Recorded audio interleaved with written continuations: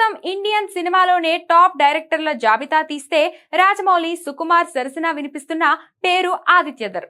Fantasy graphics హంగులు లేకుండా spy డ్రామాతో Dhurandhar series ను ఇండస్ట్రీ హిట్ గా నిలబెట్టిన ఆయన ఇప్పుడు తన తదుపరి ప్రాజెక్టు పై దాదాపు క్లారిటీ వచ్చినట్టే. అందరూ ఊహించినట్లుగానే ఆయన మళ్లీ తన లక్కీ హీరో రణ్వీర్ సింగ్ తోనే జతకట్టబోతున్నారు. ముంబై ఫిలిం సర్కిల్స్ నుంచి అందుతున్న సమాచారం ప్రకారం ఆదిత్యధర్ ఇప్పటికే తన తదుపరి స్క్రిప్ట్ ను సిద్ధం చేశారట.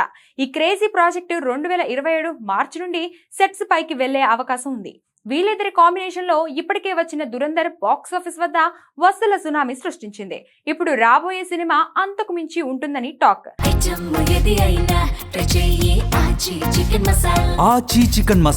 దేశంలోనే అగ్రతారలందరూ ఆదిత్యధర్ తో పనిచేయాలని ఉవ్విలూరుతున్నా ఆయన మాత్రం కథకు తగిన నటీనటులనే ఎంపిక చేస్తానని స్పష్టం చేశారు.